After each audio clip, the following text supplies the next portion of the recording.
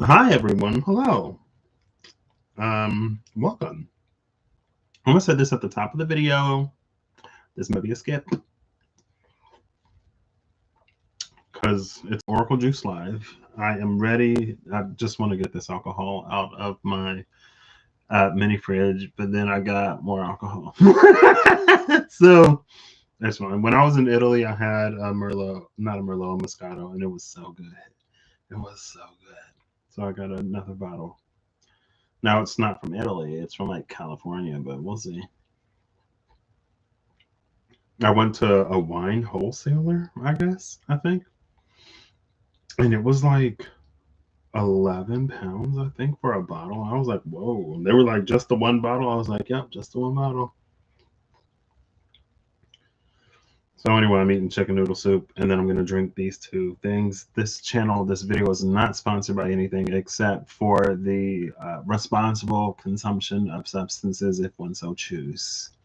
But I guess also we all make our own choices and decisions. So hey, like just the soup stock, whatever, is so good. This is like chicken noodle soup is probably my favorite thing that my mom makes. And like it needs no salt, no pepper, no nothing. It's just it's so good. But also so hot. And I kinda have a cat tongue. So like my tongue burns so easily. Which may be surprising. So I don't know. I guess I shouldn't talk with my mouth full, right? I didn't see. This is why I was like, this will probably be a skip. I didn't think this through like at all. But I was like, oh, I'll just like chat for a little bit. Um, are these called buzz balls? Yeah, I finally picked one up because welcome to It Is What It Is Tarot, where it is what it is and it ain't gonna be what it ain't gonna be. I forgot to say that. Oracle Juice Edition. Oracle Juice is like literally alcohol. So if you're not down with the consumption of alcohol and the pulling of cards or whatever, then this ain't for you. And if I guess maybe I'm not for you. I don't know. But you know, we just whatever. We just flow with it. We go with it. This is a tequila Rita. It said tequila, and I love tequila. Tequila. And then I have this like vodka cocktail thing that my brother gave me that I'm not too excited about. Um, this one is 15% alcohol by volume. The other is 9. I was drinking gin before I left, and it was 40. So I think I'll be okay. But also, there's like a wine called like Vibes or something. It may be like between 10 and 15% alcohol by volume, but it just tastes like straight up alcohol to me. So I don't know. Maybe it's a myth, but this is so good. It is good. Um, I'm using like the Whispers of Lord Ganesha and the Oshos and Tarot because I wanted this to be like chill. I wanted to be chill today. Hey Holly, how you doing? You're eating too? Nice.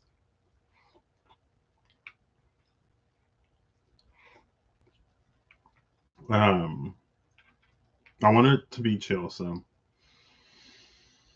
uh, we may not go full into it. I may not just like it's fun, it's whatever. You know. Why are you here? Why do you still make videos if it's not your purpose? Because I can. A concerned member of the collective.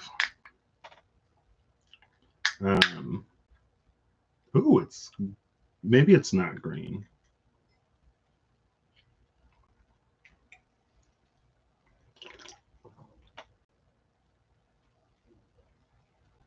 Okay, it's kind of good. I was just gonna drink the one can. It's not sponsored. But I was like, I don't think that's enough. So I was like, I'm gonna pregame the lesser alcohol content with the higher. And also, I guess I'm gonna put like some food in my belly. It just finished, and I may be live for hours, and the food will be cold. So that's why I was like, I'll just eat some early. No, I still could have eaten it before I clicked go live, but that's fine. Maybe I will just talk. Well, we can talk about other things, right? So, an interesting thing happened to me at the dentist today, where I got a palate shot, and it's the first time I've ever had a palate shot. Now, sometimes they do the pre-numb thing, and then they numb you, and it's like, oh, well, maybe this is appropriate for an Oracle Juice Live. Speaking of like numbing and pain, because the numbing is painful. Like they numb you, they pre-numb you or whatever, before they inject you with whatever they numb you with. But like it's still like it's like painful. And then she was like, she grabbed the mirror, and she was like, I'm gonna put some pressure on it, and then you're gonna get this shot. And I was like, okay. And I feel like she put pressure and like applied pressure. Maybe there's some reason behind it. I feel like it was to not distract from the pain of the palate shot, but to like prepare the body, right? So it's like, here's some discomforts for something that's gonna hurt a lot. And um, I've had a few dental procedures recently because I waited until I lost my job to use my insurance. The fortunate thing is, though, I've been putting money in the HSA that I've not touched. So although I am currently unemployed, like I'm coming out of pocket for the part that insurance doesn't pay for, but because I saved, or it's like because I stockpiled the money before, I don't have to like use other money now. Like when I had the resources, I stockpiled them for now. And it's interesting because I feel like before I was where I am in life, there are certain procedures that I would like elect not to do just to like save money or because I didn't have the money, right? But now it's like, yeah, like I have this health savings account. I've already put back the money because it's an HSA. It can only be used for things that are related to like health, and so I'm doing it. And again, it was like, wow, like the first time I had an HSA when I started working in 2021, but I never used it. I need to find that card because I paid into it. I never used it. But then when I was using it, I was like, it's not free money because I already set the money aside. I already invested it for this purpose, but it kind of feels like it. Um, because I don't have to dip into like my savings or my checking, right? And so anyway,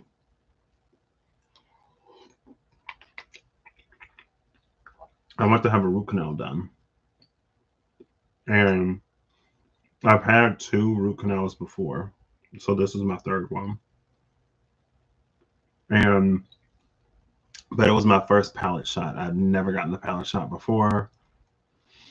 And it's interesting because I remember talking about pain, I think at the end of the last live. And I was like, sometimes, well, not sometimes. There was a little bit of a dilemma about like wishing for someone to not feel pain, knowing that the pain makes someone aware to something going on, right? Wishing that the person didn't feel pain isn't necessarily, I guess in a way you could say, like, it doesn't necessarily like heal the person. It doesn't remedy whatever's wrong. It just stops them from feeling it. Now, if nothing can be done or will be done, then it's like, yeah, but pain can also be like a diagnostic tool, right? And so that's when I was like, oof, well, hopefully they don't feel too much, maybe.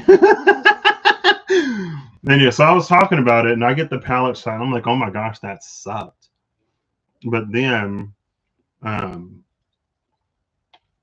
I get like they start doing the root canal. I'm like, oh, like I didn't feel pretty much anything. And usually, like that's the case. I think for me personally, I've had more good experiences than not. But it's like when they take the root out, like you, I feel it. Excuse me. And then when they, excuse me, pack whatever they pack in it, I think sometimes it's a little bit more of like a sensation of pressure than pain. But when they snatch that root, it's like sharp, and but it doesn't like last long. But I was just like, I'm glad I got the palate shot because like I feel like I can endure the rest of this. And so then it was that like the pain that is endured to numb oneself to like a greater pain. And maybe numbing is like, I'm trying to think of like how I want all this to like, because it's not necessarily about numbing, even though this is an Oracle Juice Live. I understand the implications. Um, it wasn't about numbing, it was just like something unfortunate that is experienced or gone through to prevent or navigate around a greater misfortune. Because had I not taken the numbing shot or got that palate shot, the root canal would have been much worse. I don't even want to imagine.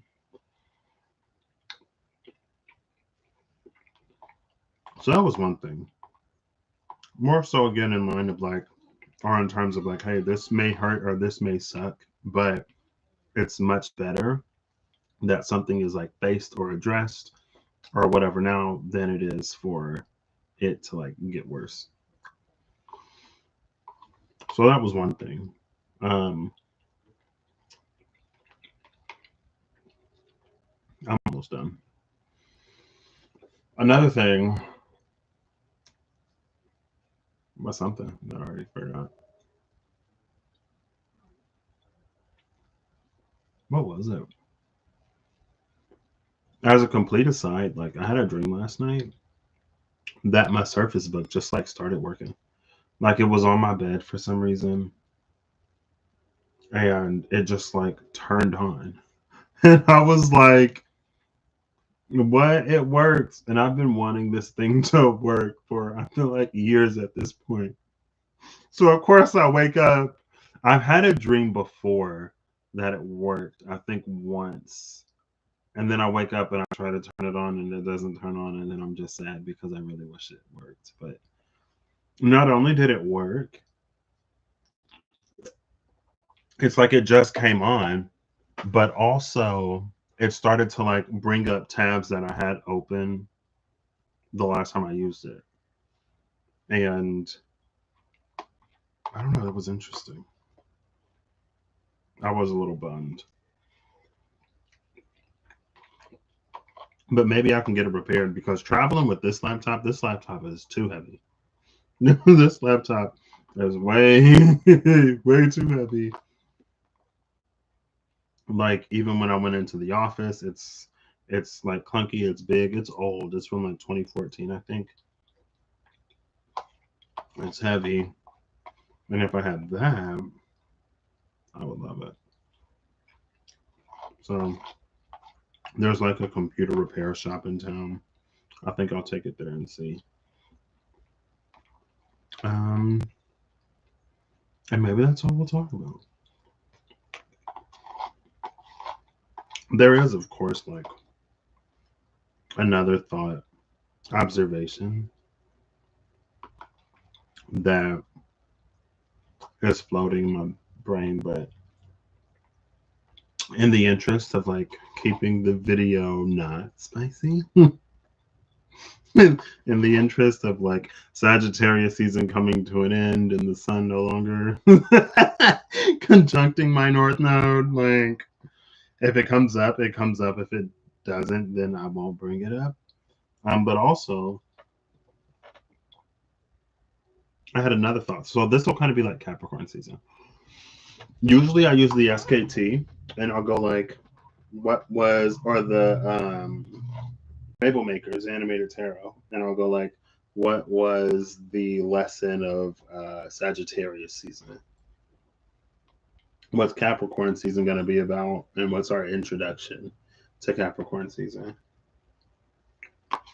But I wanted to use the Star Dragons because, I mean, 2024 is almost over. We still have all of Capricorn season, and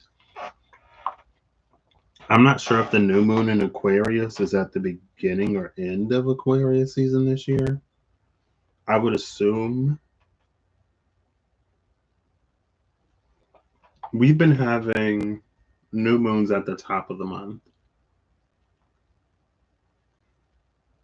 They've been on like the second lately, or the first.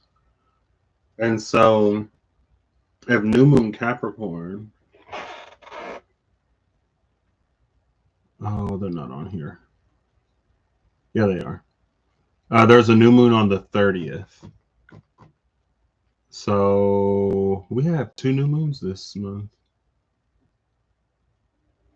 There's a new moon on the 30th, which means it'll be, that's the new moon Capricorn.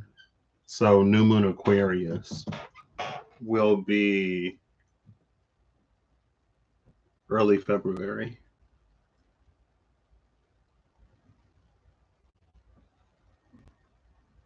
So we'll have December and January. Well, January. We have some time before the year of the snake comes in. But since we're nearing the end of the year of the dragon, I wanted to like pull a dragon. So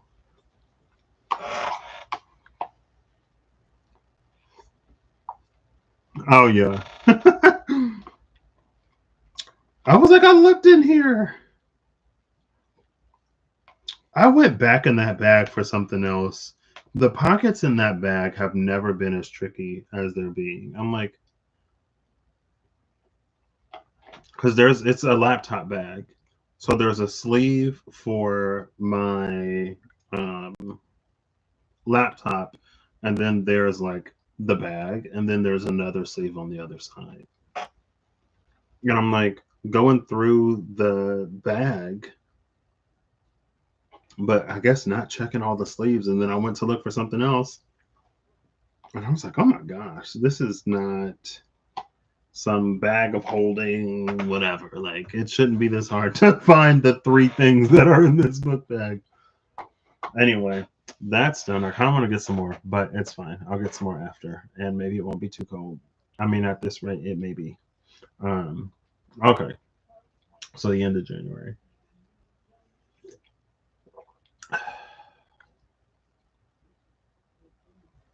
Anyway, there was something else.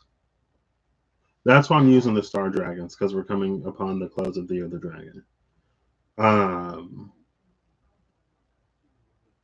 But there's another thought. Oh, so maybe it's like it's with the Notoria too. When I did when I ran through the signs last time, Taurus and Scorpio got in powers of 2 and 3. Taurus and Scorpio both got the Notoria, and they both had an interesting energy. That energy has like peaked its head recently with the whole like 4 of Cups with the 2 of Wands or whatever, that like someone who was guiding themselves or whatever. And then I was like, oh, I was just thinking about it earlier today.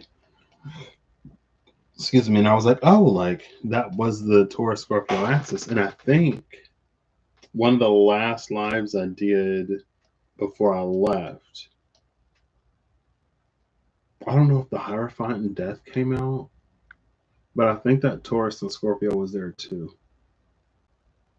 So there's something interesting going on the Taurus-Scorpio axis, especially in terms of personal transformation. I guess that's what we'll say. I am also ready for longer days. So yeah, Capricorn season is about to start. This time we're doing it before the beginning of the season. So what I'm gonna do is, because I don't know if I necessarily want to pull only like one dragon, you know what I mean?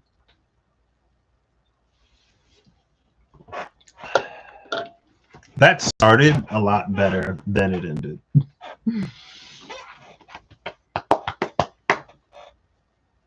So I don't know if I want to do like, because we're already 10 months. I think it started in Feb this year.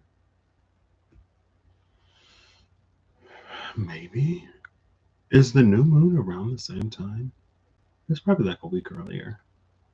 Because I left India, I think we flew out on Feb 6, and the new moon Aquarius was after we came back.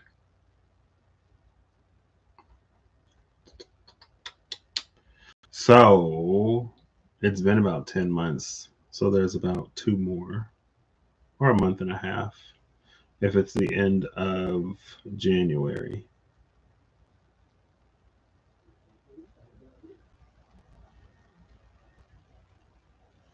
I guess there is a title card in here. Destruction is the bottom of the deck, releasing your anger. I don't know if I've ever seen this card. Oof. Cool. Oh gosh. And then time. Time for destruction.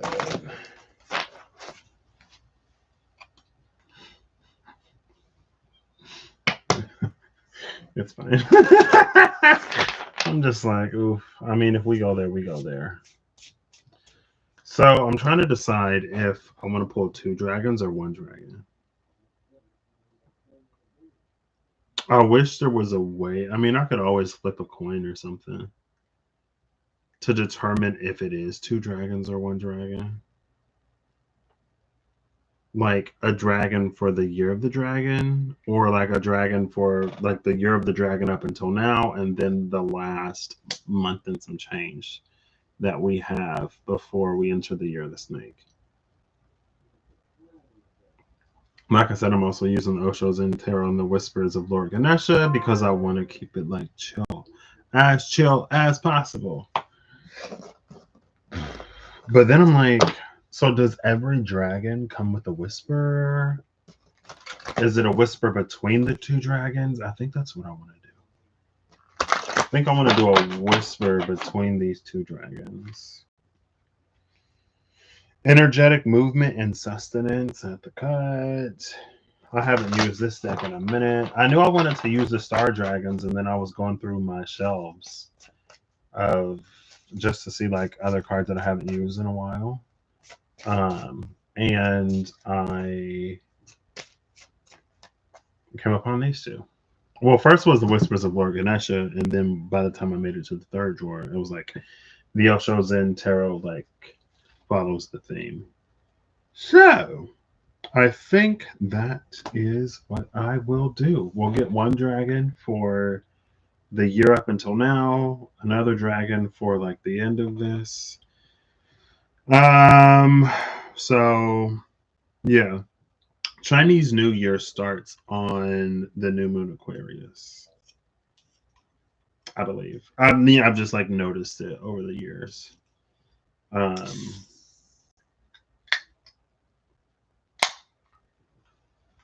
I'm like, I don't think I like this. That's why I'm like, I just want to drink it and get it over with. Okay, it's not terrible. I'm not a huge fan of vodka. I prefer tequila. Tequila, bourbon whiskeys, lagers, ales, stouts, and sweet wines. I don't really like grape wines. Um, well, I guess Moscato is made from grapes. Moscato may be the exception. Usually, like a blackberry Merlot or like a wine that's not like really wine. I like stuff that's sweet, sweet drinks. But this is better than I thought it would be. All right, sure. So that's what we're gonna do. What are we doing with the Oshos and Tarot? Clarifying, I guess.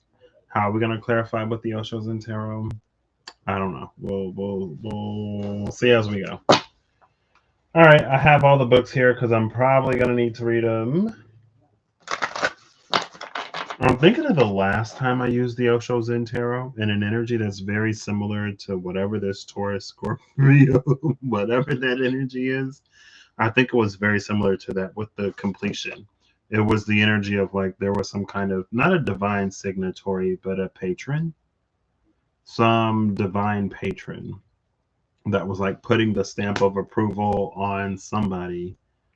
And that was so like the piece that was being put into the puzzle to like activate one's divine whatever. Again, it's very similar to like the CEO whose attention you've caught. Um, and it's very similar to again Taurus, Scorpio, in the powers of 2 and 3. But the Ace of Pentacles, excuse me, the Ace of Pentacles at the Nine of Pentacles angel was like eating to like make that evolutionary leap from like living in the water to like the first ancestor that like went on to the land and what that means for the whole line of people. So I guess this energy's like been around this year. There's been like other energies, of course. What does it mean?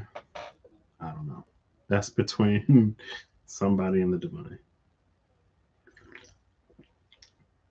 But now that I'm thinking about it, I think it's between the Knight of Wands and the Queen of Wands in the in between tarot.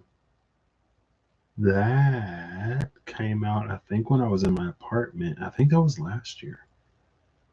Of someone who was like graduating or something. Anyway. Cool. I guess I'll pull a whisper first. And then I'll pull the dragons. And then we'll go in with the Oshun Tarot.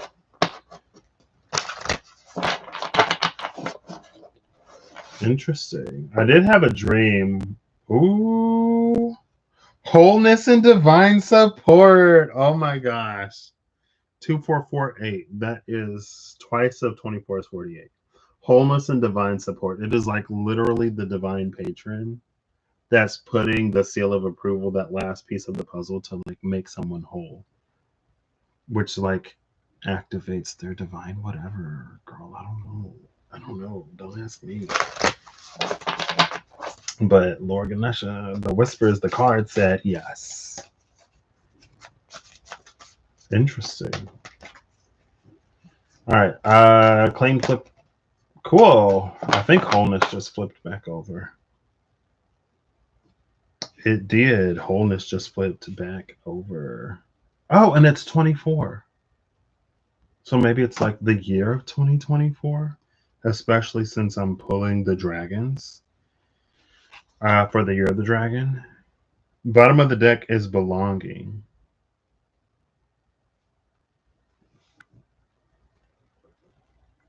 Where are we going? Welcome to It Is What It Is Tarot, where it is what it is and it ain't gonna be what it ain't gonna be. Take it as it resonates, as always. So I guess that's part of It Is What It Is. And I had a thought the last time I was live, but it's like I didn't complete the thought, or there was something that had come to mind and then I had lost it. that was some kind of justification for why this energy would be here now, beyond everything else. I don't know. What is it? What does it mean? Who knows?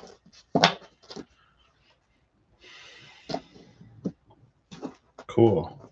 All right. So what I'm going to do is, since 2 plus 4 is 6, I'm going to give it 2 of these and 4 of these. Oh.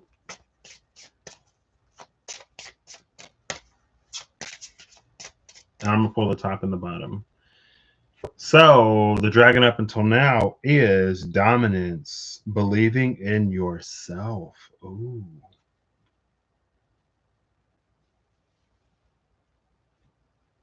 She's giving. Oh, okay, yeah, no.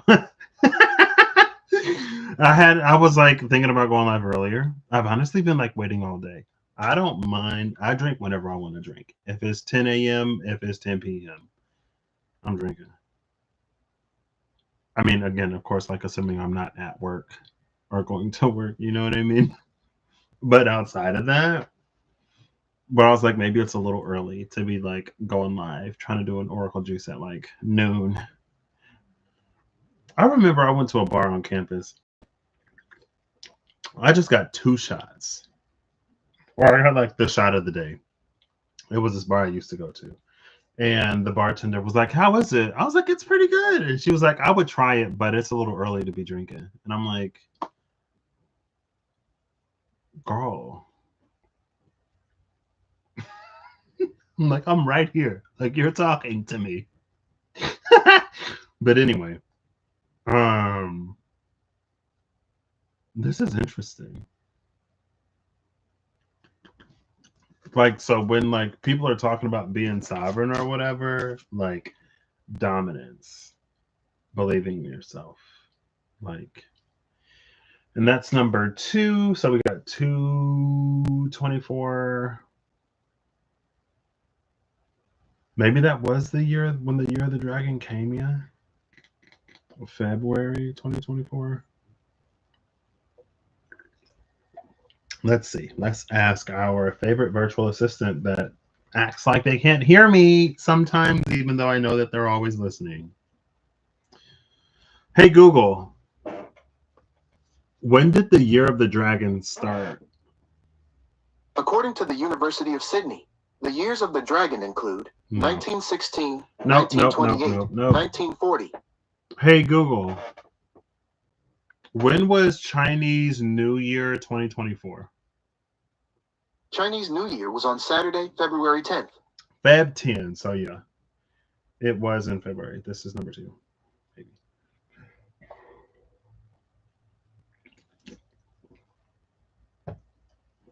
Bottom of the deck is number 1, knowledge. Now, I don't think there's a dragon of wisdom for that like King of Swords energy that's been coming out that's been very knowledgeable but not necessarily wise. Also, it's going to be January. It starts in February. It started in February, the year of the dragon, and it's ending in January.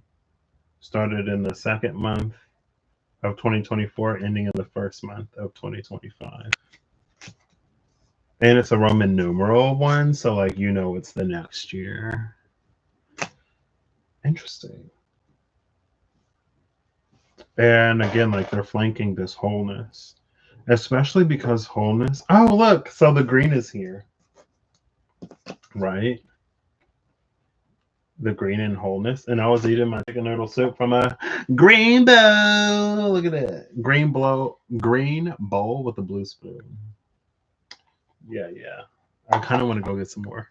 No, honestly, but I'm not. It was good.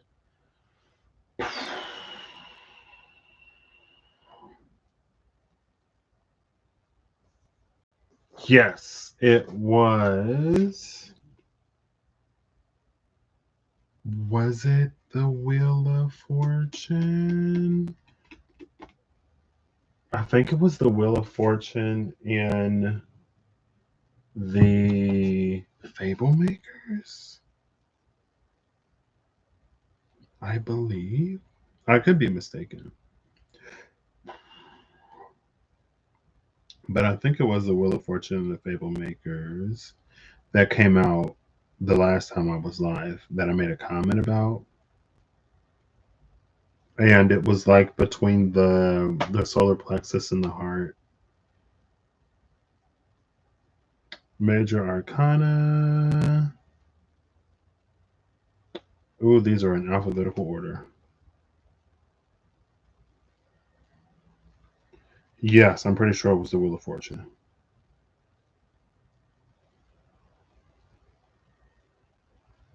Was it the Wheel of Fortune? Yeah, it was the Wheel of Fortune. Because this was the silhouette of the person. Like there's the head, the torso, and then the arms on the side, and there was a thing in the middle. And then we see the six-sided star in roughly the same place in wholeness. Which is again, it's like, well, maybe when the divine feminine and divine masculine come together, there's just like this divine whatever energy. It is the inner child that is no longer a child.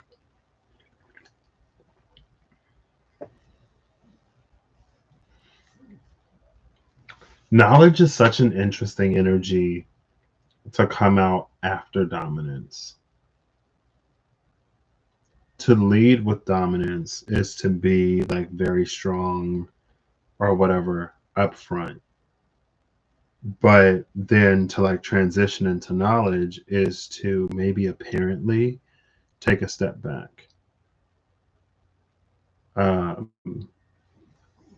Dominance doesn't necessarily have to be an extremely like in your face type of energy. There is a certain connotation where it is, but it's like this knowledge is like knowing when to stay silent or knowing when to step away or knowing when to let something just be whatever it is rather than in the dominance like needing to exert some kind of influence maybe.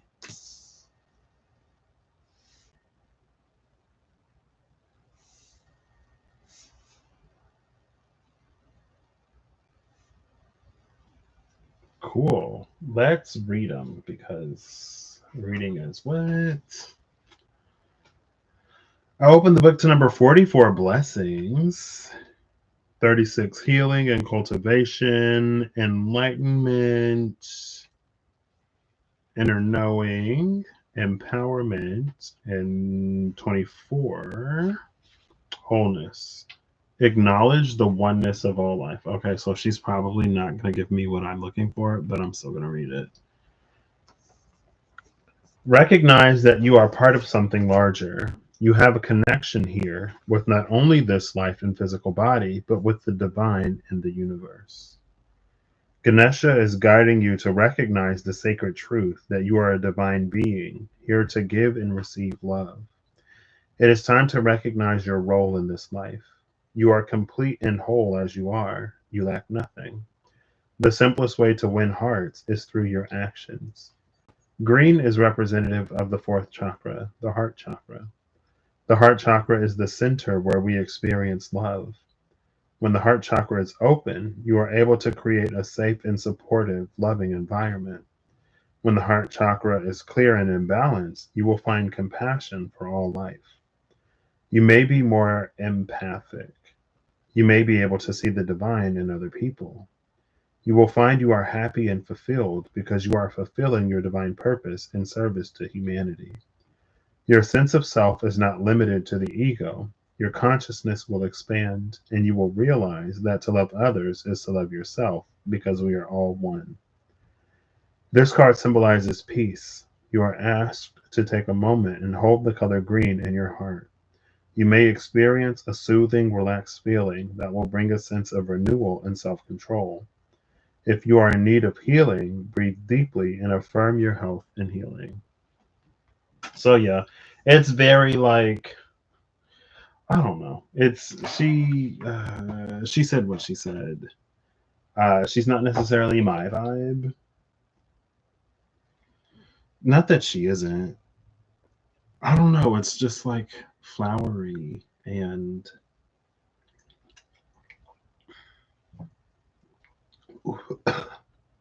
that almost went down the wrong pipe. That happened to me earlier today. Excuse me. It's not that there's anything wrong with that. I think sometimes the way that we think of and talk about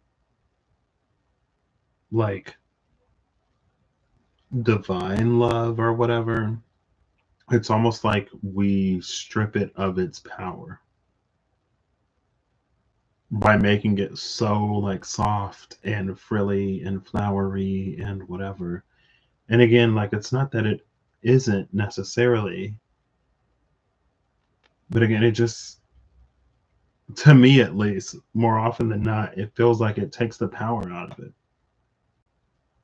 And it just puts it in like a super passive, super, it's almost like blissed out. You know, and this is an Oracle Juice Live. Again, we're talking about the numbing and we're talking about the escapism. And not that it's necessarily escapist, but kind of.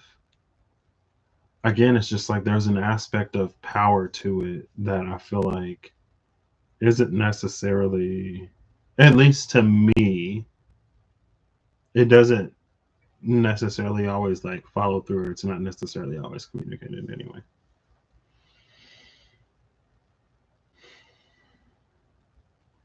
And love can be both. It can be a dominant force sometimes. Some people would say maybe it can be a dominant force all the time. Maybe it depends. So number 2 in the Star Dragons. So there is a wisdom, and it's the 4th one. But that is not one of the big 6.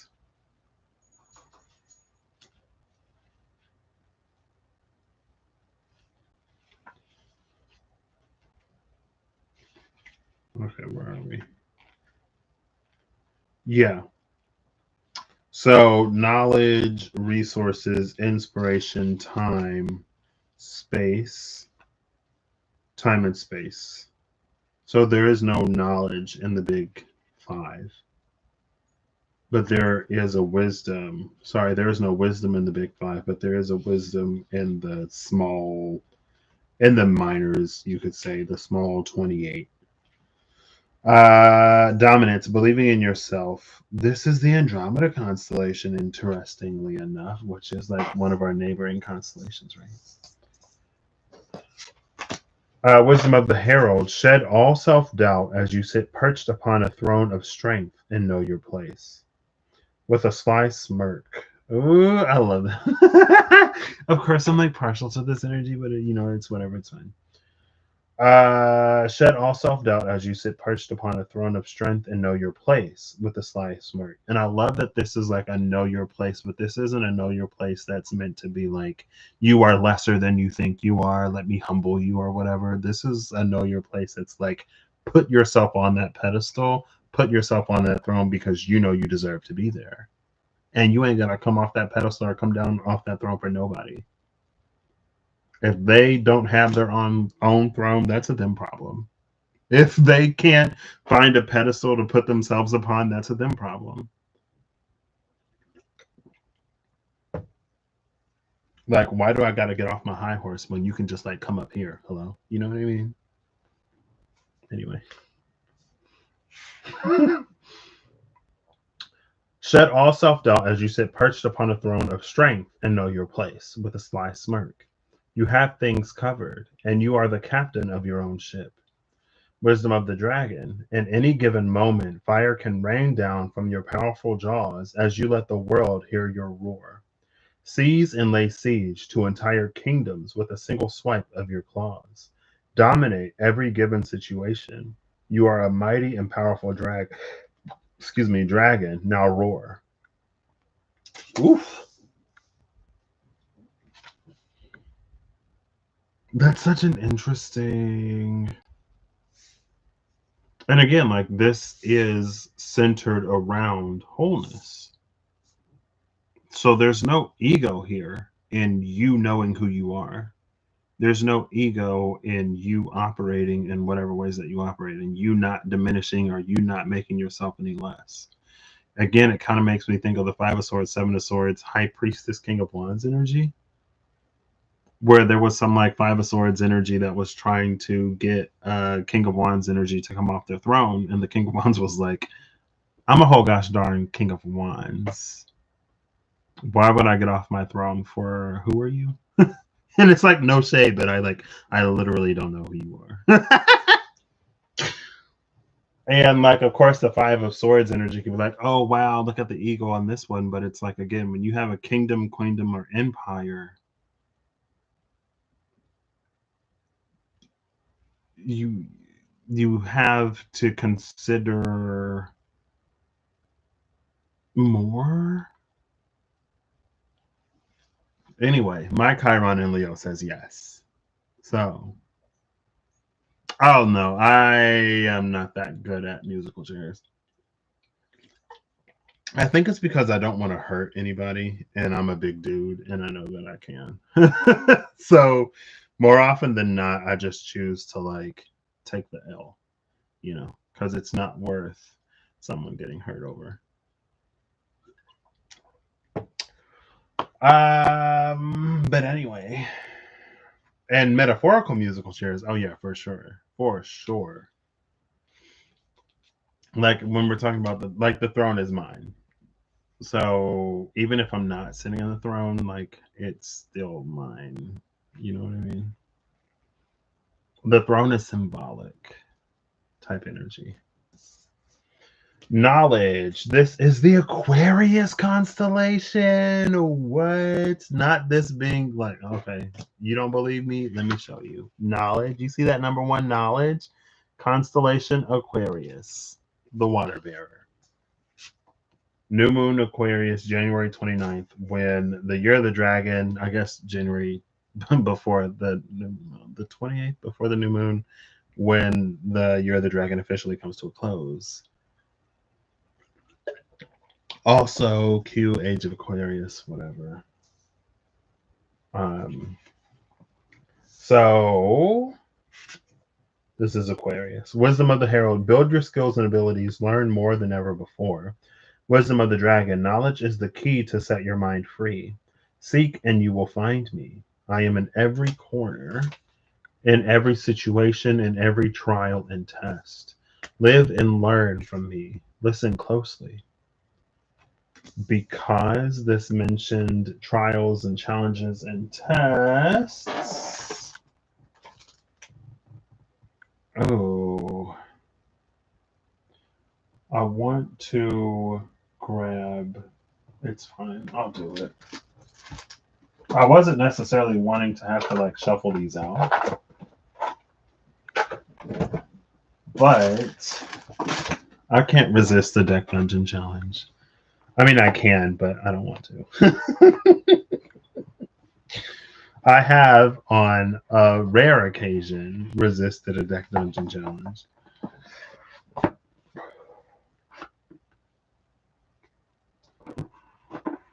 And again, it's interesting that we go, well, maybe that's the thing, right? So being in an energy of dominance, it isn't necessarily wise. And then there's the Scorpio of death. As I was talking about, this being, for some reason, it's on the Taurus. It's been coming through as on the Taurus Scorpio axis. Anyway.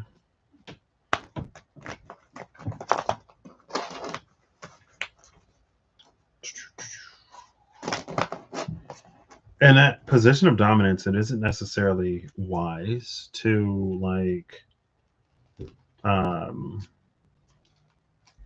again, like as it moves from dominance to knowledge, there's an understanding of like the battles that aren't worth winning, I guess. I don't know if I would necessarily say war is worth losing, but battles that aren't worth winning, for sure. Oh, 2 cards just flipped over in the chaos of the mess. The Devil and the Nine of Wands. Oh. Oof. 10 of Cups, Ace of Wands, the Lovers, the Moon, and the 6 of Swords. I'm not going to take them. What is the challenge? What is like the challenge of the Year of the Dragon that this knowledge, oh gosh, will help us through? This is so interesting. Bottom of the deck is the 5 of Swords. Speaking of the 5 of Swords, the 7 of Swords, the High Priestess, and the King of Wands, there's our 5 of Swords right here. I'm splitting this in half so I can set it here. The other side is Justice. The 5 of Swords and Justice. Oof! The 5 of Swords and Justice can be a gnarly energy when, because again, the 5 of Swords, the 7 of Swords, the High Priestess, and Justice. The 5 of Swords, the 7 of Swords, the High Priestess, and the King of Wands. I can't remember if Justice was after the King of Wands or not. It might have been. It's like because the King of Wands doesn't get off of their throne, Justice will find that 5 of Swords energy in some other way.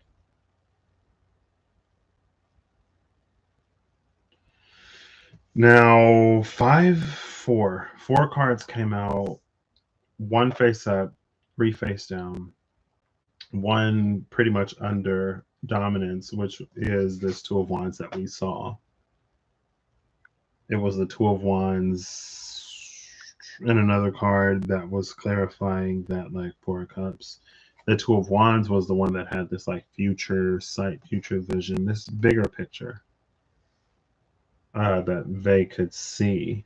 And they were the ones that was kind of sort of like highlighting which cup was the right cup, because it was the challenge of the 4 of Cups, which was to pick which of 4 cups has a hidden secret key in it. A silver key that only appears once you consume every drop of the liquid.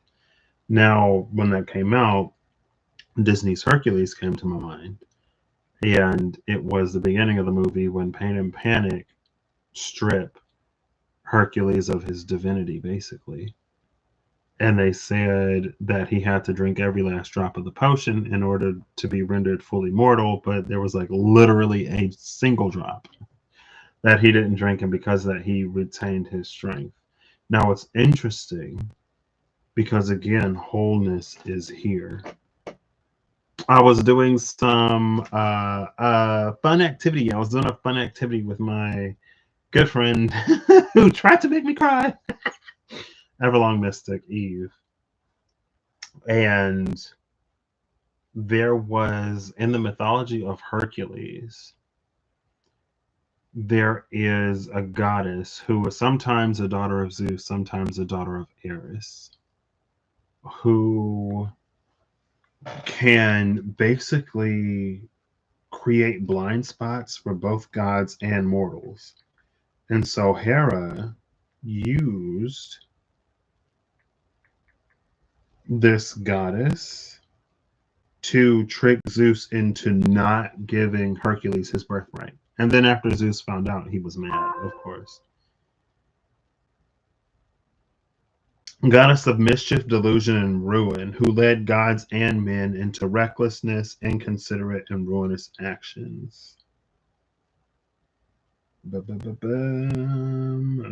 all right, already. and folly. Delusion, recklessness, folly, and ruin. Personification of moral blindness and error. She could blind the mind of both gods and men, leading them astray. Banished from Olympus by Zeus for blinding him to Hero's trickery, denying Hercules his birthright. Heracles, his birthright. This wholeness is the reclamation of that birthright. The pentacles that the Nine of Pentacles angel eats is, again, it's the energy of the reclamation of that birthright. For some reason, it came across on the Taurus Scorpio axis and the powers of 2 and 3. I actually enjoy this a lot more than I thought I would. I was like, I'll drink it because you don't have to throw it away. But vodka, what? Now I'm like,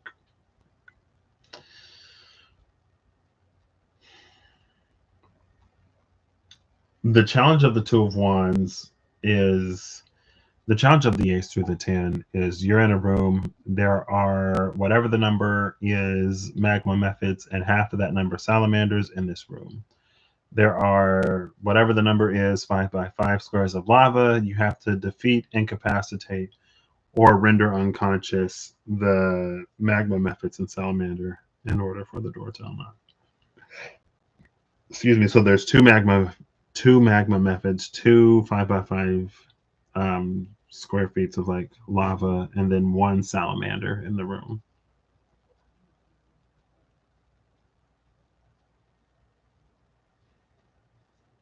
Again, this came out under dominance.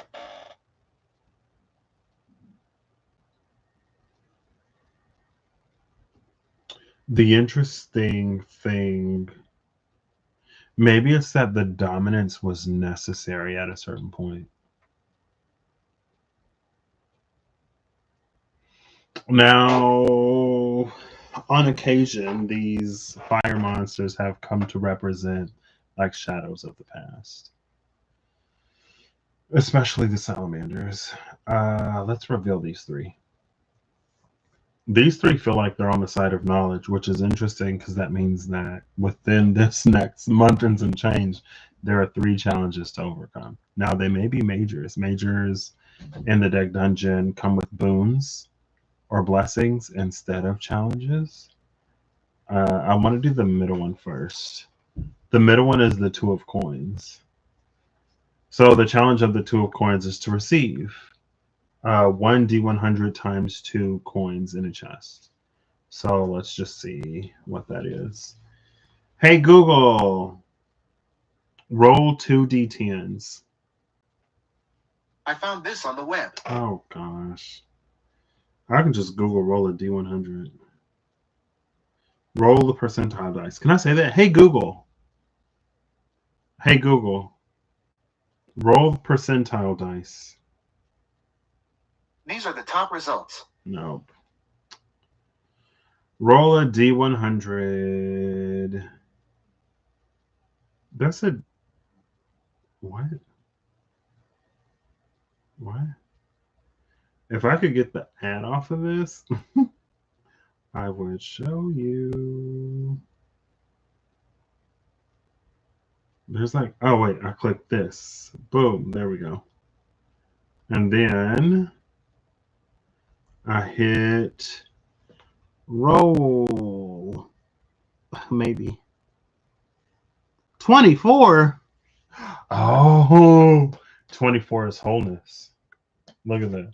Look at that. Look at that. Look at that. Oh my gosh. How could you drink alcohol and like pull cards? Like, but it still worked though. Let me stop. That's 24 times 2, which is 48. And we saw number 48 at the bottom of the deck. No, 48 was at the cut. The bottom of the deck is belonging number 41, but we did see 48. The reason why I do, it's fine.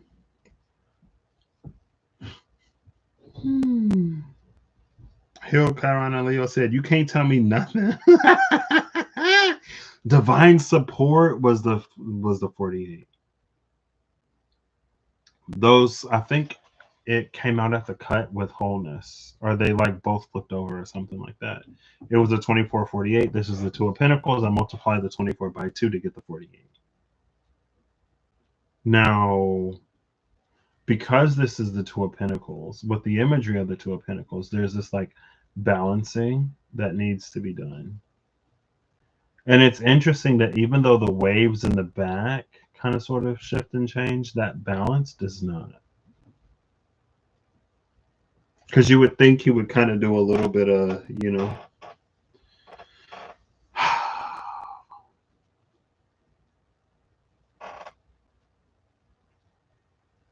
I have unofficially retired Bixby. Honestly, sometimes Google doesn't listen to me, and so I have to rely on Bixby. So Bixby should know its worth and go and find somebody that will not use it as a backup for when Google is being obstinate. It's fine. But this is interesting. And it's that same green. There's a lot of the greens of the heart chakra, too.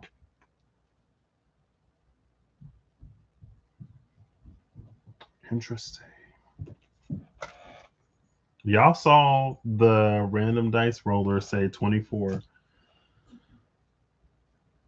So 48 gold pieces in a chest. 48 is a 12. 48 is death and strength, or death and justice, depending.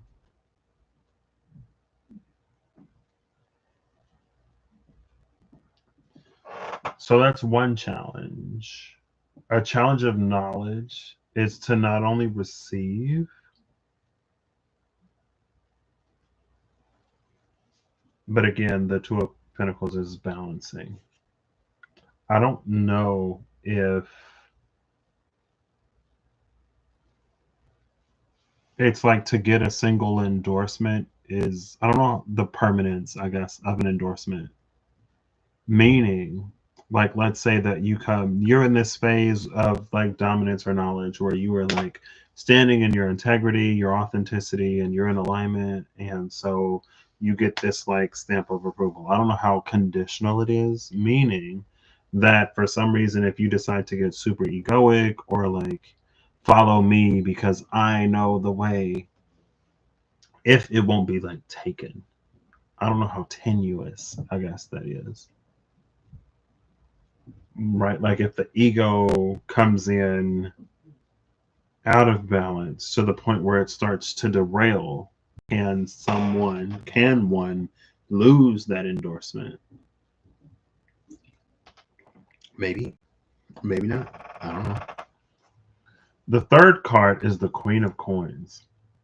Now the Queen of Coins, I said wands. The Queen of Coins basically throws this like banquet, and it's like a feast, and all you got to do is eat. And I think it's like if she finds that you're good company, then she gives you something. But let's see. It's also interesting because this is the Queen of Coins, and we saw the King of Coins as in this deck, I believe, as the masculine earth. And then the Queen of Coins came out at the end, and I was like, thank you, because it was that whole point or question of you will never find a divine feminine energy where a correlating divine masculine energy is not also present. Maybe it was a question of if you can find without the other. The Queen of Coins, so the Mage of Coins, sits at the head of a long banquet table laden with food and drink. Eating this food provides the benefits of a hero's feast. The Queen is a gracious and attentive host, happy to entertain adventurers as long as they may wish to stay. If she notices a guest particularly enjoying themselves at her table, she offers them a staff of the woodlands as a present. The door in the Queen's room is unlocked. I don't think I've ever thought about this.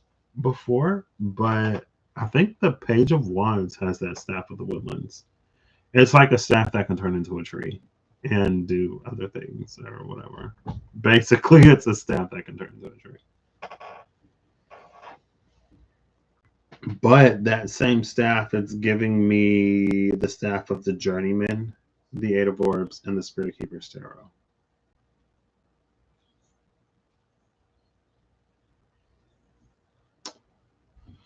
I'm not gonna pull before and after the card. The first card is the Sun. There is no challenge with the Sun. The Sun is just the Sun. I can read you the boon though for the Sun.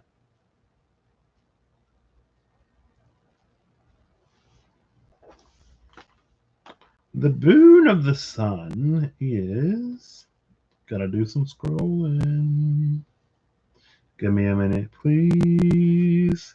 A plague is ended, or each time each party member gains additional hit points on leveling up, they gain an extra 2 hit points. A plague is ended. Interesting. That's fine. I was going to talk about a dream I had a while ago, but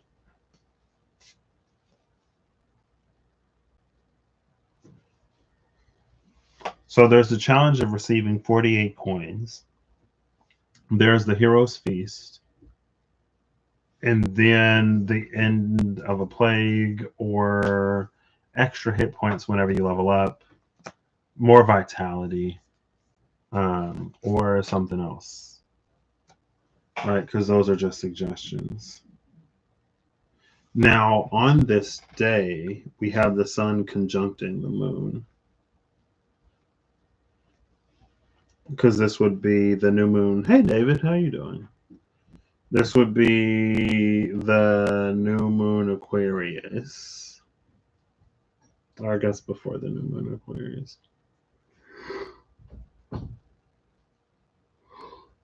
Cool.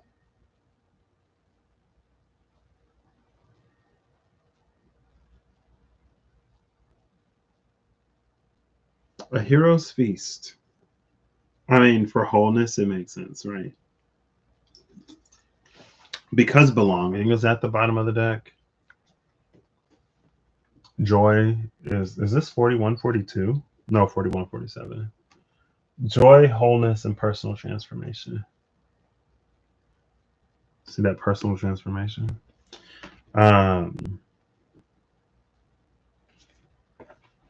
Personal transformation is 35. I feel like I've been seeing a lot of like 35, 53 lately. But anyway. Because of the belonging with this wholeness and the Queen of Coins, this Hero's Feast is almost like an induction ceremony type thing, which is interesting.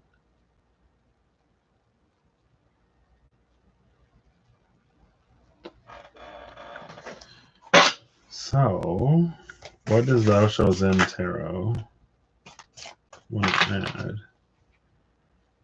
3 cards flipped over in the deck. Bottom of the deck is which is the 9 of Rainbows, which is the 9 of Pentacles, which is yeah, that was like eating that Ace of Pentacles, which was the invitation. Now the rightness, you can see one of the apples have fallen. That could be an apple of Idun, which, you know, gives the gods in Norse mythology their immortality and stuff like that.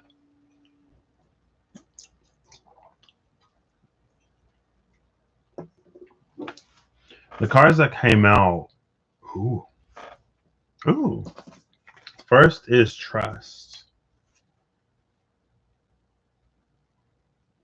Then is Thunderbolt.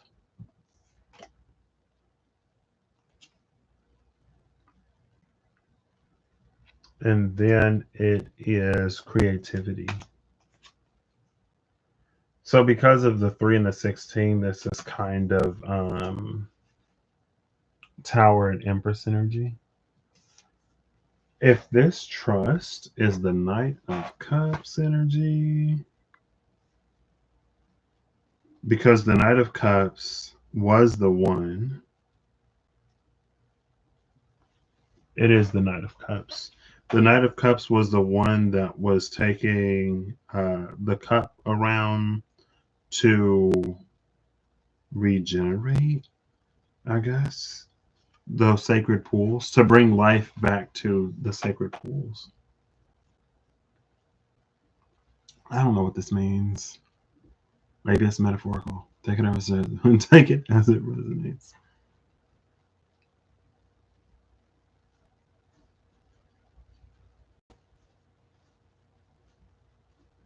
The Knight of Water, yeah.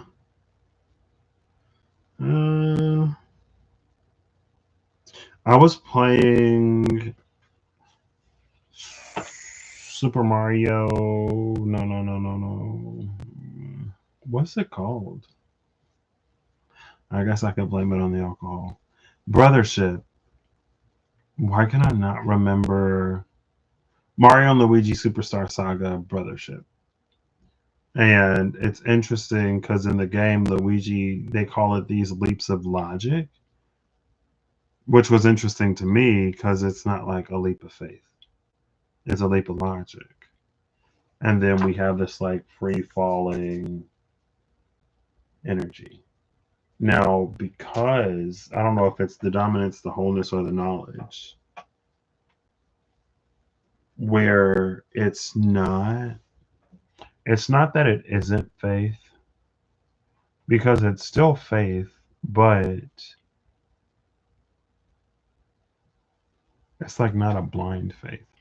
Or, excuse me, it's more of a knowing, but the knowing is not predicated or based upon one's faith, but like it's easy to have faith in something when you have that like knowing, knowledge. It's right here. It's easy to take that leap of logic or even that leap of faith when you have the knowledge that it's going to work out. So then it's like, is it really a leap of faith if you have the knowledge? Technically, I guess.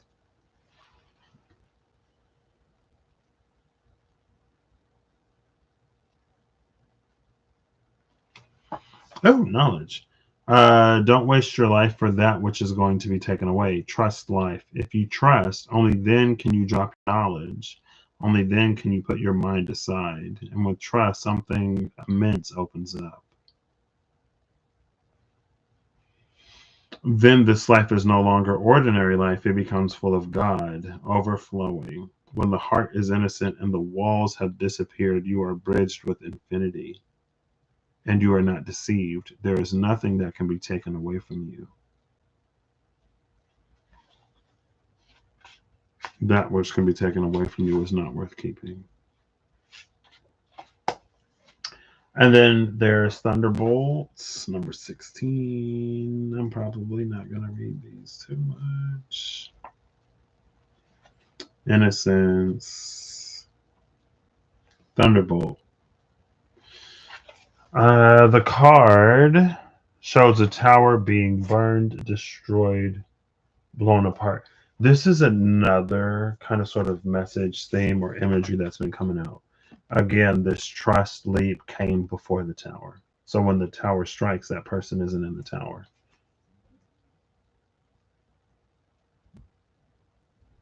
And we've seen that with the Fool in the tower, the Eight of Cups in the tower.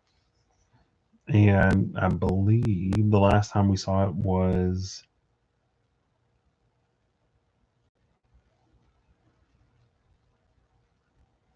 I think it was Scorpio season into Sagittarius season. Because I know I was in London when I read it. But I could have did Libra into Scorpio late. I think it was Libra into Scorpio, honestly. Where part of the transition into Scorpio season from Libra season was the Eight of Cups. And then we saw the Tower later. But the person had already Eight of Cups, so they didn't have to like leap out of the Tower. And again, like this energy, this symbology of the person who leaps or leaves before the tower falls. Interesting.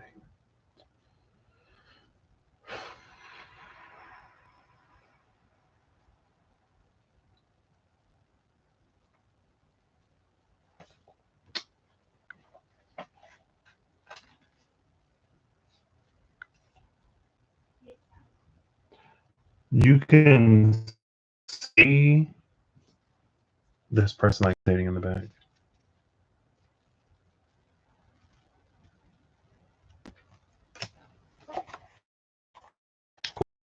Fire and water.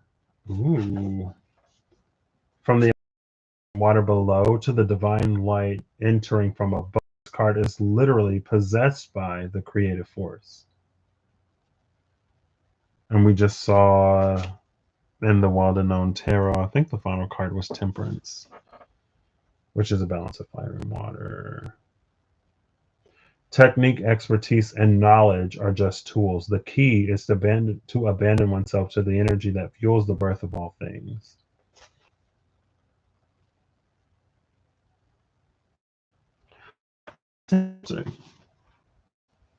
There is some that is lost to destruction. Some of the energy of creation that is lost to destruction. But when that when that destruction doesn't happen or doesn't need to happen because someone's already like exited the tower, that's more energy that can be put towards creation, because now something doesn't have to be destroyed, right? So it's like if you have a construction crew, and if the construction crew is going to a site where something already exists, then you have to divert time, energy, resources to demoing whatever is there before you can start to build whatever new. If you don't have to demo, then you can just start building. You can save the time. Not only can you save the time, energy, effort, resources from demoing, but there's more resources that you have for creation. I don't know. Interesting. What dragon was at the bottom? Resources. The dragon of resources. LOLOL, which is also 2, by the way. Cool. And this is ripeness, too. And then here's the 4 of emotions. So it's kind of sort of, again, the 4 of cups, 2 of wands energy.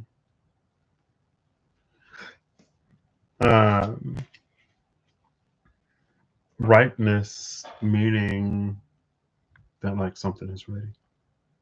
I don't know what this means. Take it as it resonates, but it's here again. The Year of the Dragon 2024 specifically in the cards. And I feel like it almost plays on the energy that was the glass and the 8 of cups for the collective, true collective alchemy. That was like, no one's going to come and save us. No one's going to do something for us. So we have to do it ourselves. Almost. But not quite necessarily.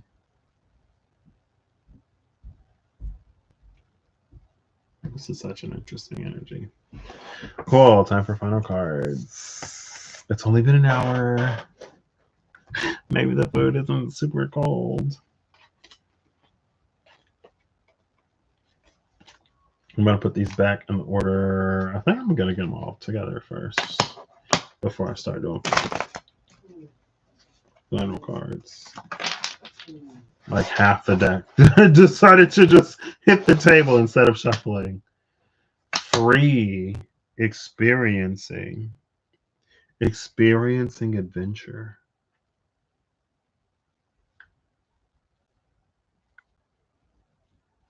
The experience is important. And I think sometimes we try to shortcut or eliminate the experience. But the experience, the adventure, is what gives everything a certain color or context. That assists, that aids in building knowledge and maturing that knowledge into a wisdom or an understanding. So cool. All right. Let's get these together. Together. Do-do-do. Is that the Knight of Cups? It's the Knight of Cups again. The Knight of Chalices. LOL. OLOL. LOL. And then the Ace of Cups, which matures the knowledge of the King of Swords into wisdom. I'm just picking up half the deck so I can shuffle it away. And then under the Ace of Cups is that Eight of Cups, which was like one of the means or ways to get out of the tower before it falls. I don't think the Six of Swords came out necessarily. Not in that context, because it was the Six of Swords, Ace of Swords. That was like that Seven of Swords. That was someone walking away from something that basically doesn't serve them. And again, that's kind of sort of the energy of knowledge. Having the knowledge to walk away rather than being in this almost machismo need to exert or express some kind of dominance. It's like, I don't have to do that. I have no need to do that. Okay. Final card from... Oh, wait, I'm not doing final cards yet. I'm just shuffling all of the cards before I do final cards to have like everything off the table. Interesting. And again, it's almost like when the divine created us, there was a certain vision for humans, for people, what humanity could be. And then people were people. And then it was like that, oh, well, maybe humanity will never be. Whatever. Maybe there was some kind of regret. But it's the opportunity, at least, to come into a time where we actually kind of sort of live up to that potential, where we can be our better nature more consistently.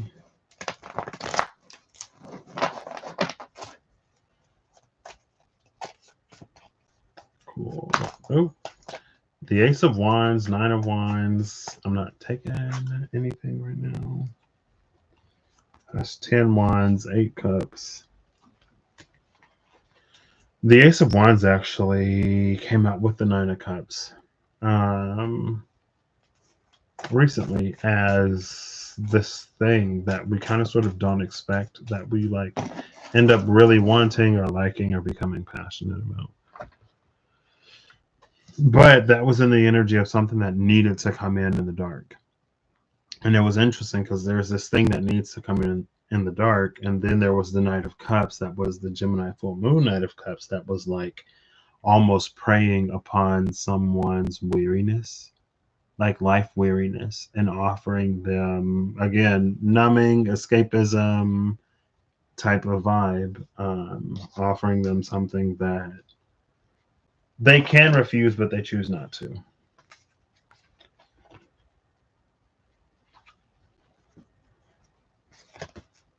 Right? So, protection, finding what's important. 26. At the cut. Cool.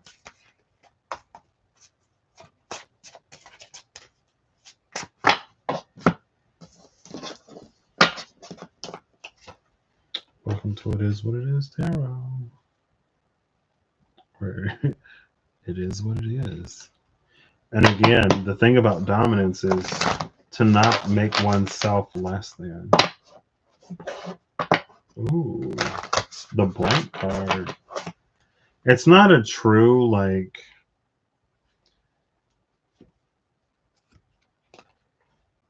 I think the size is pretty similar, but the thickness is like slightly different. It stands out in ways. And then again, there's belonging.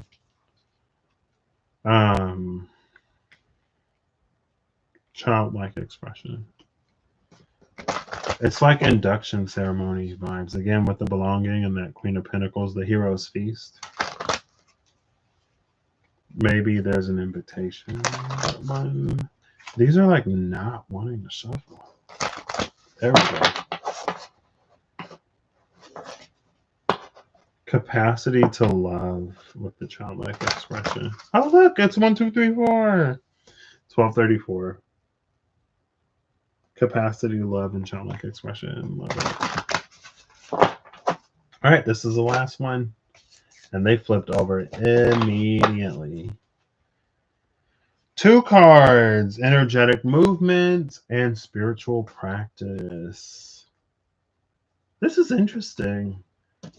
Like a spiritual practice of energetic movement.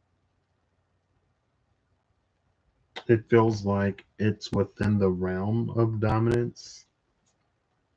519. So we're getting like Gemini cusp vibes. Am I going to read these? Maybe not. Bottom of the deck is Perseverance, number 28. With the horn of Lord Ganesh, I think the story is someone was narrating the Bhagavad Gita and Ganesh was like transcribing, and he ended up like breaking off his own horn to keep writing at some point. And I think it's said that the entirety of the Bhagavad Gita was like told and transcribed in one sitting because that was the agreement. But then it was like there were parts where the person found ways to like catch their breath in there. But that was the agreement. Why am I pulling out my phone? I have no clue. I don't know why I pulled my phone out. I don't think I was going to look it up. So 519. Excuse me, I'll just read the blurbs. Energetic movement. Be focused on your highest goals and intentions in your day-to-day activities to create real transformation. Ganesha dancing represents a very focused kind of motion and activity. Spiritual practice. A spiritual practice will help ground your day. It may trigger observations that lead to life-changing breakthroughs and ideas. So we got a day in the day-to-day. Activities to create real transformation, practices that may trigger observations that lead to life-changing breakthroughs and ideas. Find what works for you and dedicate some time to your practice each day.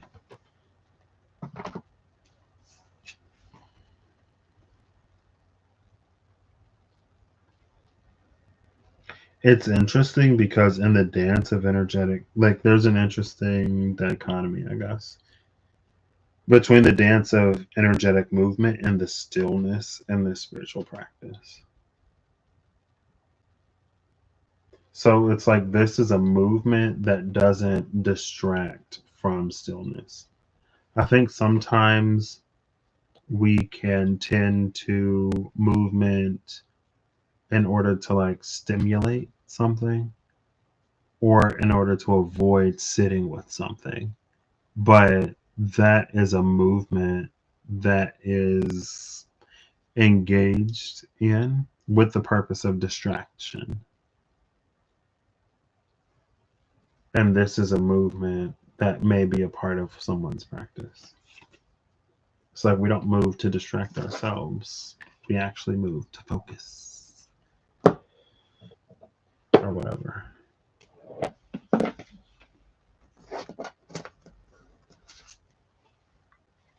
And again, perseverance is at the bottom. Yeah. It's not a movement that's meant to distract. It's not one of those, well, let me keep myself busy because As soon as I start to slow down, then my mind starts to wander and it goes to these places where I don't want it to go. If that's where we are, that's fine. Like, if that's what we need to stay in the game until we have the capacity, the time, the resources, the whatever to address something, then that's what we got to do. But it's just to like be honest when it's a distraction. You know?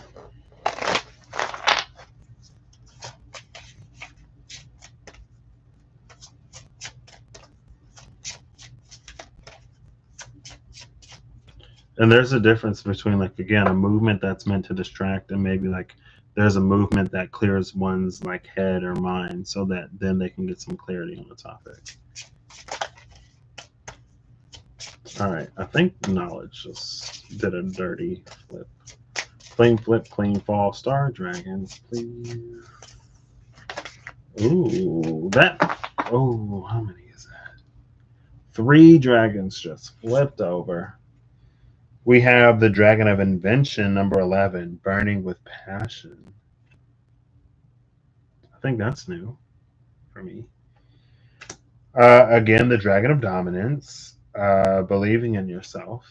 And then the 24th dragon, freedom, breaking the chains, just like 24 was wholeness. We saw 24 in the Whispers of Lord Ganesha, 24 on the D100, and now 24 again in the Star Dragons. Freedom, breaking the chains.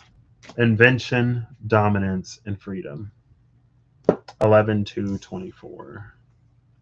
2/11/24 was the day after the new moon Aquarius.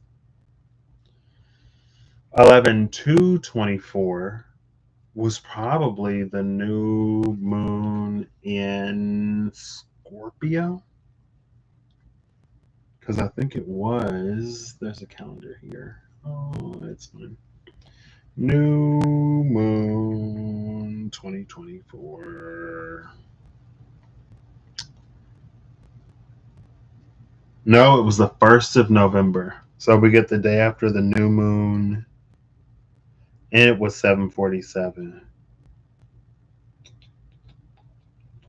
I don't know what time zone this is in.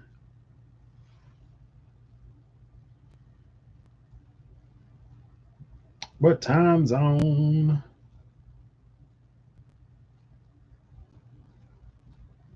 This was 5:47 Pacific. So GMT, that would be 6 + 2, 13:47, which is like 1:47. I don't know if it was November 2nd anywhere on the planet. So either, again, it's 11/2/24 or 2/11/24. Either the day after New Moon Aquarius or the day after New Moon Scorpio. For the sake of consistency, it would, and it did come out 11 and then 2 and then 24 because it's been, this energy has been sitting on the Taurus Scorpio axis. Invention, dominance, and freedom. Something about the invention before dominance, it feels like it incorporates that knowledge. Burning with passion, believe in yourself, breaking the chains.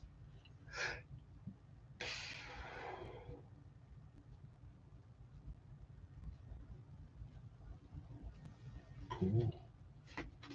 Again, I don't know who this is for, who this resonates for.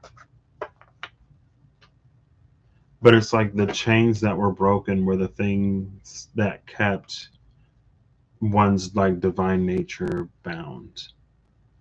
Or those chains enforced like the separation between man, the divine, and its own higher potential, maybe.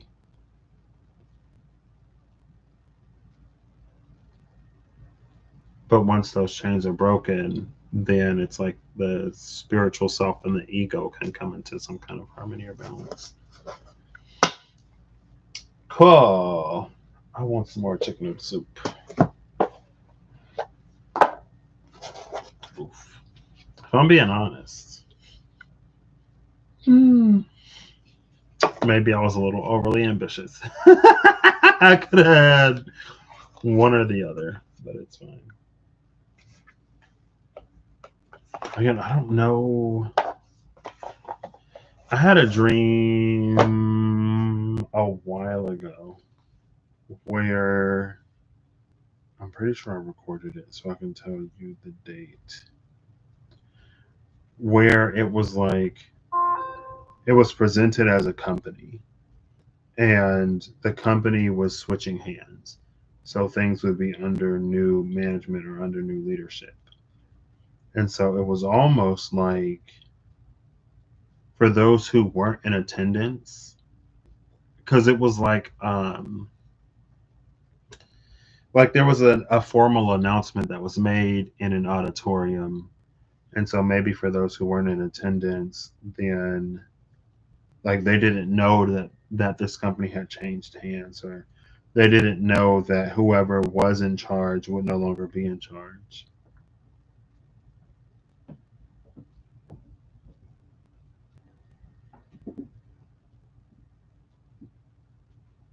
I know I recorded it because it was like Nick Offerman, and I was like, why Nick Offerman? That is so random. But it was a question of like, who is the Father? So it is this one. Okay. I had a lot of dreams this night.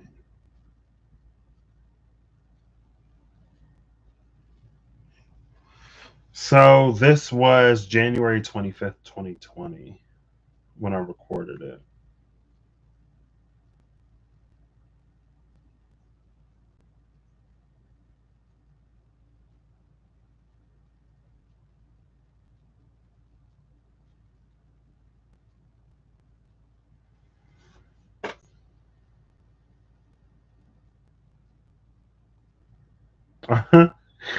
My Surface is in this dream, and I had a dream last night that it was working. It made me, and then of course I wake up and I'm like, it's not. It doesn't work.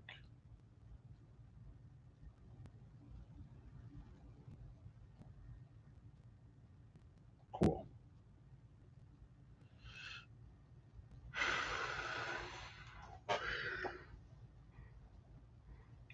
Excuse me. In the dream, it was like framed like a retirement party, but it was like a whole like management, like all of management was retiring. I guess in the dream, they were like looking for like an angel or a new angel or something like that. And again, the reason why I bring it up is because it's kind of sort of this energy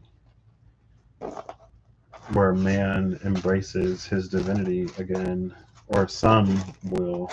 If it resonates, take it. If it doesn't, I mean, you can take it, but if it doesn't resonate, it's not one of those things that can be forced. So, you know. Six of Chalices and the Knight of Coins. Now this deck gets put away in half. So, final card from the right stack side. I want a clean flip or a clean fall, please. Shout out to the Journey Betty for finally gifting me the card sleeves, because I don't know if I ever would have. I would have still been like, oh my gosh, this card is starting to peel. I need to get the card sleeves before all the protective covers peel off. Maybe. I'm going to keep at it. So, clean flipper, clean fall. We got some interference, but it didn't flip or fall. There we go. Knight of Swords, Knight of Coins, Knight of Cups, Knight of Swords.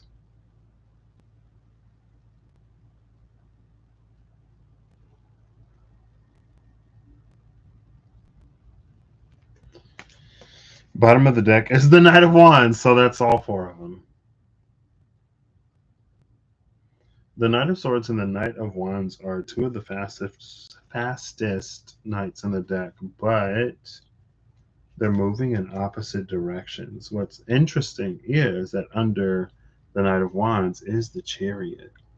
In the Chariot, the will of the Chariot has to be exerted to get these energies or forces that typically don't move in the same direction on the same page.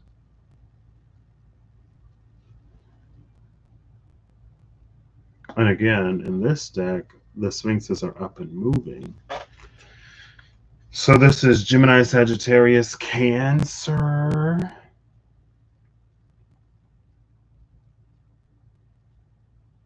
Is anything in Cancer? Mars is going to be retrograding back into Cancer, but by the time that happens, we're no longer going to be in Sagittarius season. Though, maybe on the full moons 2025. I think when we have the full moon Sagittarius, April 13th, no, May 12th, no, June 11th. Yes. June 11th should be our full moon Gemini.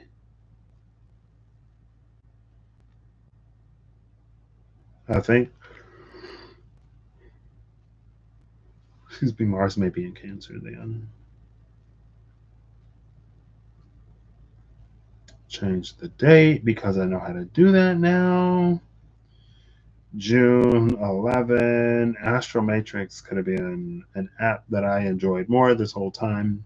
I mean, it's still not Time Nomad, but that's fine.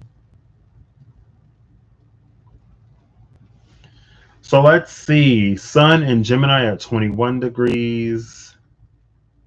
This is Moon in Capricorn at 20:45. So earlier in the day, it will be in Sagittarius. So Mercury and Jupiter will be in Cancer. Mars will be back in Leo at 27 degrees. So about to go into Virgo. What's interesting is at this time, the moon is going to be opposing Jupiter.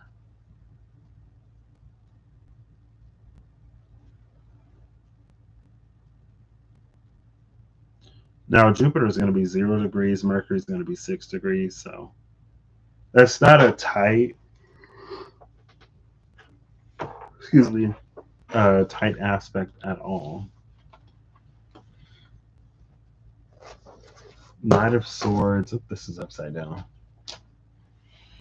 Knight of Swords, Knight of Wands, and the Chariot. With the Knight of Swords and the Knight of Wands, it's almost this energy. Not necessarily a question, but it's almost an energy where one's passions and curiosities align. So for the one that is passionate about like getting to know the truth of something, it feels like there will be favorable alignment there. But for the one who is more concerned, not necessarily with being right, but who has comfortabilities that must be minded, there are going to be some truths that they may not necessarily be open to hear or witness. And because they're not open to hear that truth or witness that truth, they'll be less able to perceive it.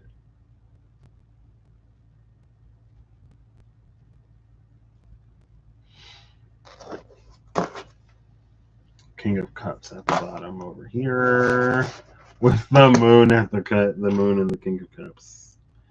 Ooh. I mean, it's not necessarily oof, but all right. Claim flip, claim fall for the left side, please. But yeah, it's like to be passionate about like getting to the truth of something rather than like wanting to be right or being so fragile that one must remain blind. That's the intersection of the Knight of Swords and the Knight of Wands.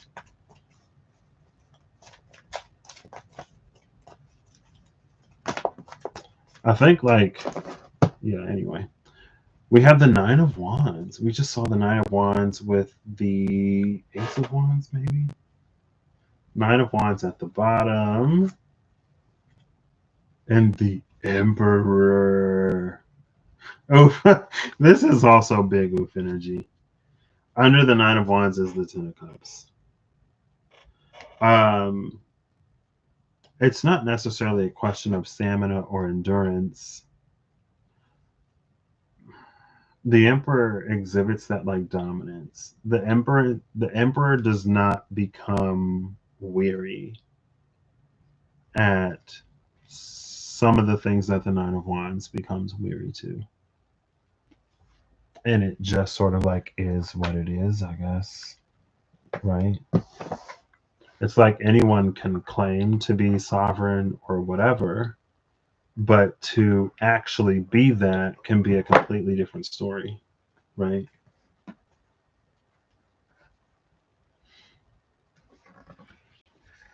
And it just kind of sort of is what it is. Like no tea, no shade, you know, it just is what it is. And they're just on a completely different level. But that's like whatever the Nine of Wands has to deal with, the Emperor also has to deal with. But the Emperor doesn't get to, not saying that the Nine of Wands uses it as an excuse, but the Emperor can't use it as an excuse because the Emperor still has to rule. The Emperor is still responsible. The Emperor still has to show up and do whatever it is that they need to do. It doesn't matter how run down or tired or whatever they are, because they're dependent on, they're relied upon, and they take that responsibility like seriously. And it's not that emperors don't get any time off, but again, at the same time, to be rather than to seem to be or to claim to be, the Emperor is.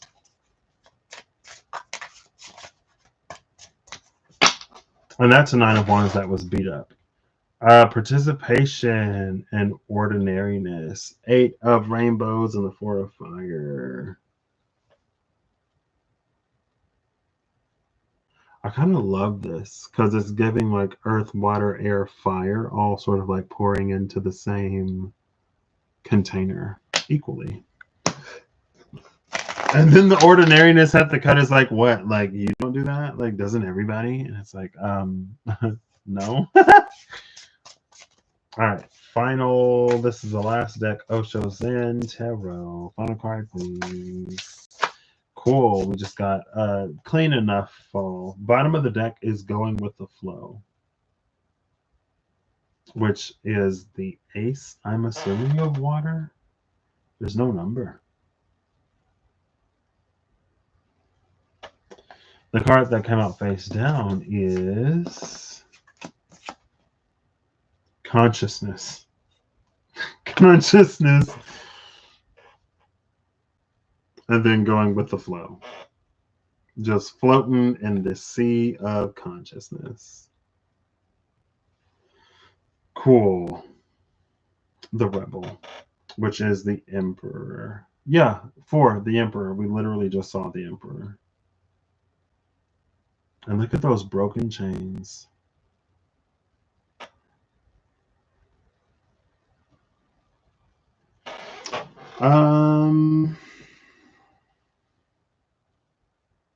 What's under go with the flow? Morality and letting go. There's the Eight of Water again. Letting go of morality with the Master. So letting go of morality is interesting because it doesn't necessarily make us amoral. He doesn't necessarily give us license to be unethical. Right.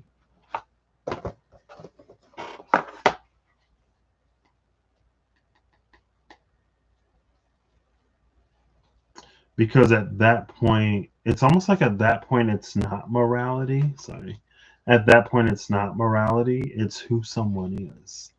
There's almost a connotation with morality of a societal pressure or of something that has been imprinted upon someone.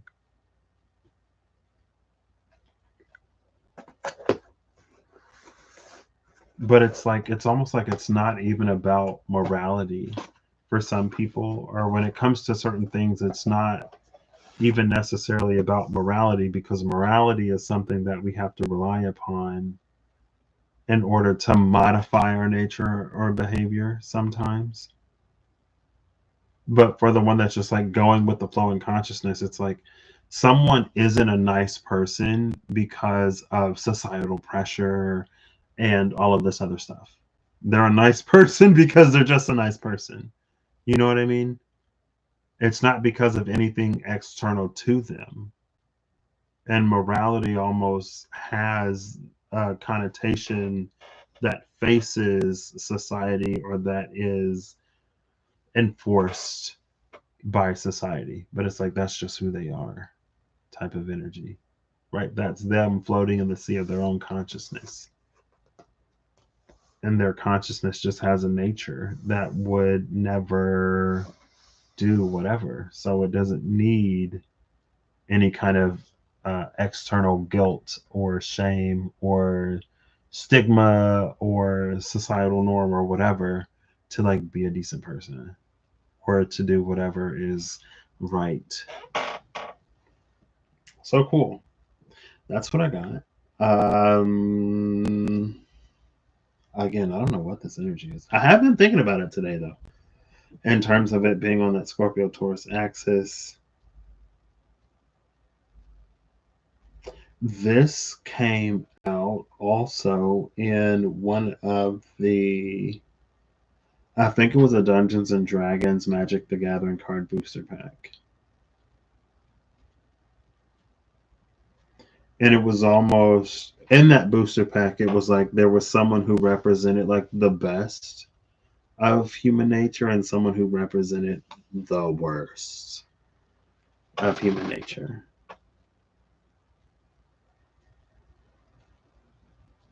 And there was some aspect of the divine or some deity, whatever, that had become disillusioned by human nature or disillusioned by humans because there were like so many who maybe gave into the darker sides of human nature, or so many who would silence the heart in favor of gaining something materially, or someone who would wane in compassion in order to wax in other areas, right? But there was the one person who was like new on the scene that was going to restore someone's faith, that divine whatever's faith. And I think that was the second time Mazzy the True Sword Paladin came in. And speaking of like the palette shot, speaking of a pain that was meant to reduce further pain, there was, I think it was Gut the True Soul Shaman, who was kind of playing the role of the villain, but was playing the role of the villain in order to empower the hero, basically. Because whatever it was, whoever it was, that was the last straw for whatever that aspect of the divine was that kind of just sort of like gave up on humanity. There was like a showdown that was going to be between them or something like that. And again, it doesn't necessarily have to be a direct confrontation, but it's the better of our natures versus the more self-centered, self-focused, maybe selfish.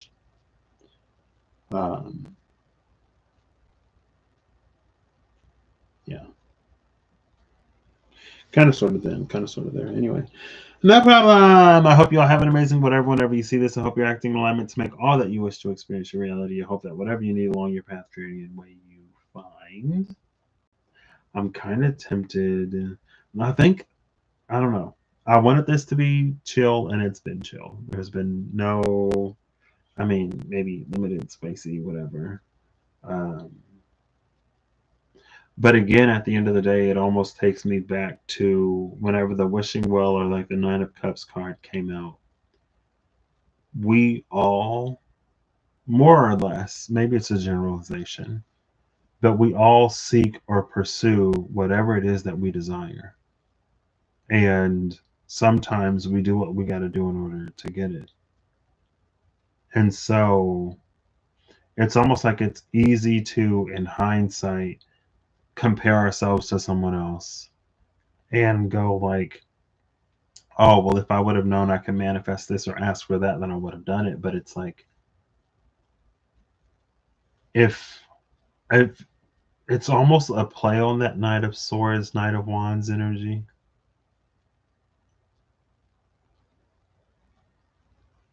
Where it's like, if we truly would have desired whatever, we would have asked for it. But I think, too, we may be in a space of, I just forgot it. Oh, of cost. What does it cost to get the things that we desire? What may we have to sacrifice, or what ways may we have to change in order to not only get something, but to keep something, right? Like we can't, I mean, we can because we're human. It doesn't necessarily serve us, I guess, to manifest abundance in terms of like wealth or whatever, if we're bound and determined to spend more than we get or have, right? Maybe our patterns, our behaviors have to change in order to whatever.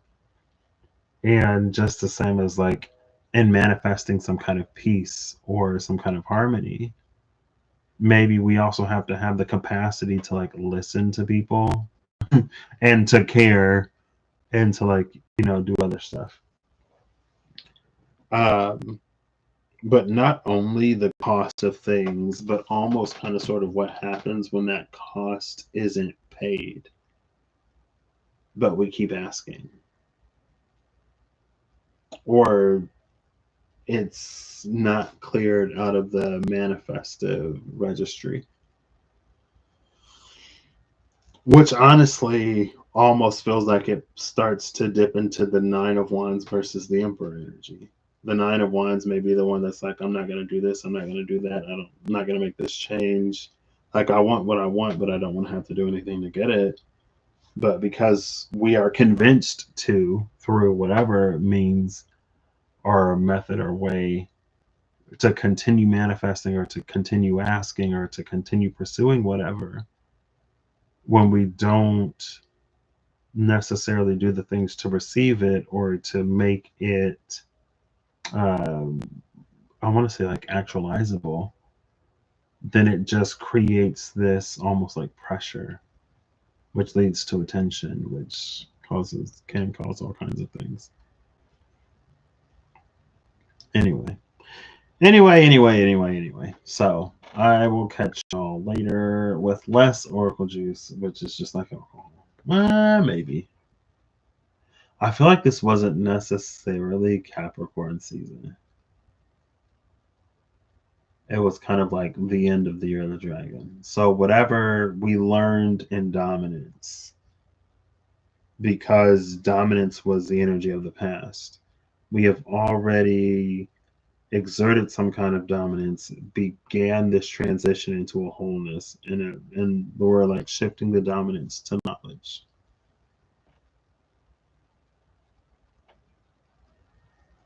But again, that was just like the Year of the Dragon. It wasn't necessarily Capricorn season. So maybe I'll come back and I'll use the SKT tomorrow.